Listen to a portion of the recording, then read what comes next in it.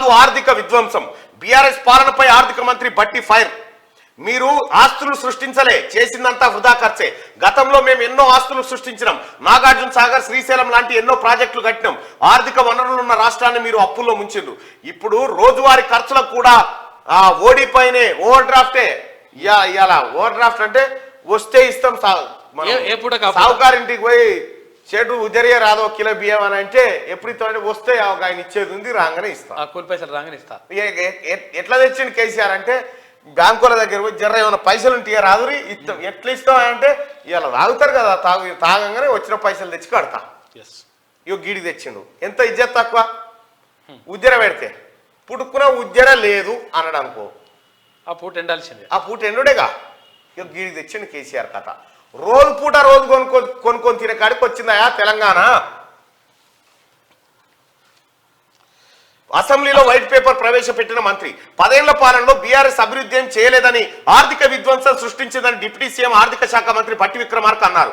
ఆర్థిక వనరులు పుష్కలంగా ఉన్న రాష్ట్రాన్ని 6 లక్షల కోట్ల అప్పుల్లో ముంచిందని ఫైర్ అయ్యారు. తెలంగాణ ఏర్పడే నాటికి కేవలం 72,000 కోట్ల అప్పు మాత్రమే ఉండగా 10 ఏళ్ల బీఆర్ఎస్ పాలనలో 6.71 లక్షల కోట్లకు పెరిగిందని చెప్పారు. ఇన్ని రోజులు తెలంగాణ ప్రజలు కేవలం 5 లక్షల కోట్ల అప్పు మాత్రమే ఉందని అనుకున్నారు. కానీ గత బీఆర్ఎస్ సర్కార్ నిజాలను దాచిపెట్టి ఇప్పటిదాకా నేను కూడా చాలా సార్లు చేసిన 5 లక్షల కోట్ల అప్పు చేసిన ప్రజలారా అని. అవును, సూడిగా 5 లక్షల కోట్ల అప్పు చేసిండ్రు అని చెప్పి నేను కూడా చెప్పిన. కానీ 5 లక్షలు కాదు, 6,71,000 కోట్లట.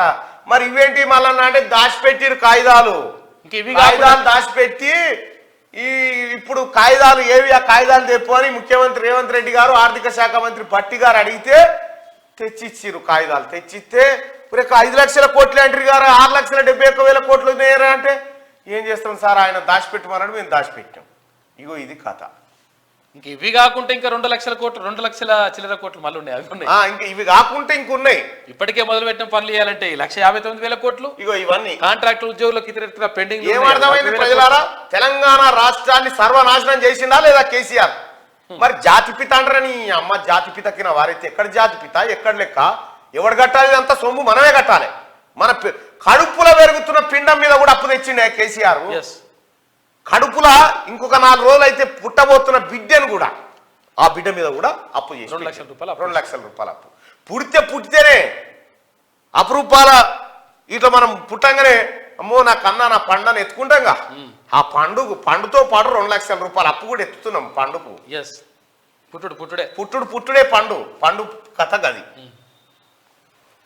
ఇగో ఈ విధ్వంసం చేసి పెట్టిండు కేసీఆర్. ఎంత లెక్క ఇది, ఇంకా చాలా ఉన్నాయి లెక్కలు, మాట్లాడుకుందాం. అయితే ఏ రంగాల మీద పెట్టాలి? విద్య, వైద్యం, ఈ 2 రంగాల మీద పెట్టాలి. ఈ 2 రంగాల మీద పెట్టలే మనోడు. అది ఈ 2 రంగాల తిరివేవోలే.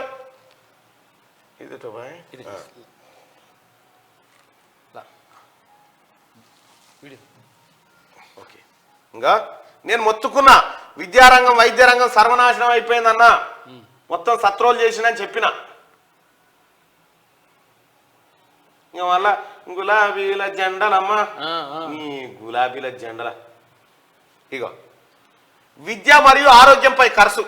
ఇక చూడరయ్యా, గత ప్రభుత్వాలు లేకపోతే ఇతర రాష్ట్రాల ప్రభుత్వాలు, ఇక చూడు విద్య మీద మనం నంబర్ 1 అంటాడుగా, మనము నంబర్ 1 అంటాడు కేసీఆర్. ఇక చూడరా, ఇగో గిడ ఆఖరుకున్న చూడు 7.6. ఇంత తక్కువ దేశంలో ఎవడు కూడా లేడు. ఈ దేశంలో కేంద్ర పాలిత ప్రాంతాలలో కూడా ఎవడు లేడు. ఇంత తక్కువ అంటే పిల్లల చదువు కోసం మనకు పుట్టిన బిడ్డ మీద, అప్పుడే పుట్టిన బిడ్డ మీద 2 లక్షల రూపాయలు అప్పు చేసి పెట్టిండా.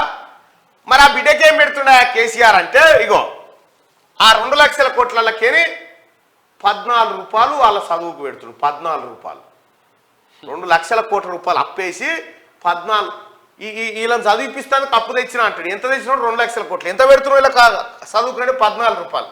చూడిగా ఇది కేసీఆర్ కథ మొత్తం. చూడ్రిగో ఢిల్లీ ప్రభుత్వం 24% ఖర్చు పెడతా ఉంది, రాజస్థాన్ 19, ఛత్తీస్గఢ్ 19, హిమాచల్ ప్రదేశ్, బీహారు, అస్సాము, మధ్యప్రదేశ్, ఉత్తరాఖండ్, వెస్ట్ బెంగాల్, సిక్కిం, ఏ రాష్ట్రం లేదు మనకు దక్కలే, మహారాష్ట్ర, నాగాలాండ్, గోవా, మేఘాలయ, జమ్మూ కాశ్మీర్, మిజోరాము, జార్ఖండ్ ఇగో గుజరాత్, ఇన్ని రాష్ట్రాలేమో విద్య పైన గింత ఖర్చు పెడుతుంటే మన దొంగ మన గతంలో పరిపాలించినటువంటి కేసీఆర్ ఇగో గీడున్నా చూడ్రి మన తెలంగాణ. ఏమంటామా ఇప్పుడు? నేను చెప్పిన నిజమేనా కాదా? నాశనం అవుతున్నారు రాష్ట్రం. ఇగో దేనిపైన పెట్టానో దానిపైన పెడతలేడని చెప్పినా ఇగో ఆరోగ్య సంరక్షణ వ్యయం ఆరోగ్య అవకాశాలు మెరుగుపరుస్తుంది. ఇది మానవ మూలధనాన్ని బలోపేతం చేయగలదు.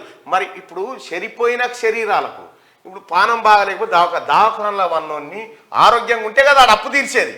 వాని ఆరోగ్యం మీద ఖర్చు పెట్టలే, వాని చదువు మీద ఖర్చు పెట్టలే. ఈ రకమైన విద్య మీద పెట్టలే, ఇక్కడ వైద్యం మీద పెట్టలే. ఇంకా చూడరయ్యా ఇదేంది ఆరోగ్యం పైన ఖర్చు. చూడిగా నంబర్ 1 అంటాడు. ఏమన్నా నంబర్ 1 చేసిండు. ఇగో చూడరయ్యా మనది ఆడుందయ్యా. ఇగో ఈడున్నది, ఇగో ఈడుంది, కింది నుంచి 4వది. ఇగో విద్యా వైద్యానికి ఇతర రాష్ట్రాలు పెడుతున్న ఖర్చు, మనోడు పెడుతున్న ఖర్చు చూడు. ఇవి జీతాలకి సరిపోతాయి. కొత్త దవాఖానలు కట్టిస్తా, 4 డాక్టర్లు, 100 పడకలు, ఇవన్నీ కేసీఆర్ చెప్పినవన్నీ పచ్చి పచ్చి పరమ అబద్ధాలు. చూసిరా అయిపోయానా లెక్క? ఇక ఇవి చెప్పమంటే మేము ఆస్తులు సృష్టించినాం. ఆస్తులా మీరు సృష్టించింది? లొటపి సృష్టించారు. అన్ని దొంగ కథలే అవి సృష్టించిన. ఏంది చేరిపోయినావు నువ్వు కూడా అలా మాడలేని.